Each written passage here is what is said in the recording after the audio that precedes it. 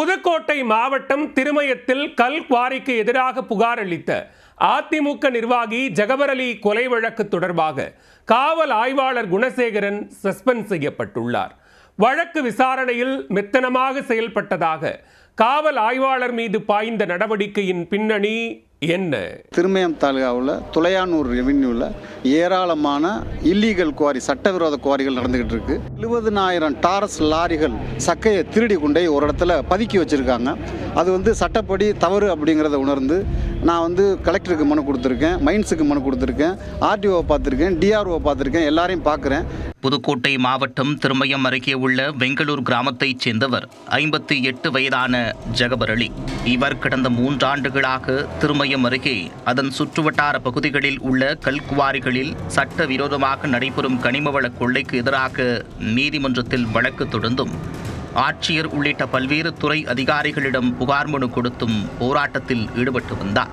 குறிப்பாக திருமயம் அருகே உள்ள துளையானூரில் அதன் அருகே உள்ள விளையான்விளையைச் சேர்ந்த ராசு மற்றும் ராமையா ஆகியோர்கள் நடத்தி வரும் RR குரூப்ஸ் என்ற பெயரிலான கிரஷர் மற்றும் கல்குவாரிக்கு எதிராக தொடர்ந்து புகார் மனு அளித்து வந்தார்.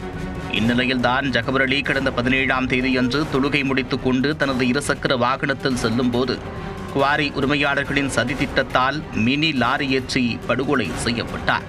உயிரிழந்த ஜகபர் அலியின் மனைவி மரியம் கொடுத்த புகாரின் அடிப்படையில் கொலை வழக்கு பதிவு செய்து இதில் தொடர்புடைய குவாரி உரிமையாளர் ராசு, அவரது மகன் தினேஷ்குமார், லாரி உரிமையாளர் முருகானந்தம், விபத்தை ஏற்படுத்தி கொலை செய்வதற்காக அழைத்து வரப்பட்ட ராமநாதபுரம் மாவட்டத்தைச் சேர்ந்த டிரைவர் காசிநாதன் ஆகிய 4 பேரை கைது செய்து நீதிமன்றத்தில் ஆஜர்படுத்தினர். அவர்களை வருகின்ற பிப்ரவரி 3ஆம் தேதி வரை நீதிமன்ற காவல் பெற்று புதுக்கோட்டை மாவட்ட சிறையில் அடைத்துள்ளனர்.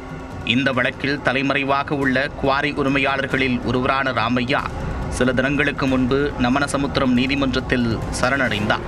இந்த வழக்கில் நேர்மையான விசாரணை நடைபெற்று குற்றவாளிகளுக்கு கடுமையான தண்டனையை பெற்றுத்தர வேண்டும் என்ற கோரிக்கையும் பல்வேறு தரப்பில் இருந்து முன்வைக்கப்பட்டது. வழக்கு விசாரணை CBCIDக்கு மாற்றி விசாரணை தீவிரப்படுத்தப்பட்டிருக்கும் நிலையில் வழக்கில் பல மர்மங்கள் வெளிவரும் என்று எதிர்பார்க்கப்படுகிறது. கனிமவள கொள்ளைக்கு எதிராக அளித்த புகாரின் பேரில் கொலை செய்யப்பட்ட ஜகபர் அலி கொலை செய்யப்பட்ட வழக்கில் மெத்தனமாக செயல்பட்டதாக திருமயம் காவல் நிலைய ஆய்வாளர் குணசேகரனை தற்காலிக பணியிடை நீக்கம் செய்து திருச்சி சரக IG வருண்குமார் உத்தரவிட்டுள்ளார்.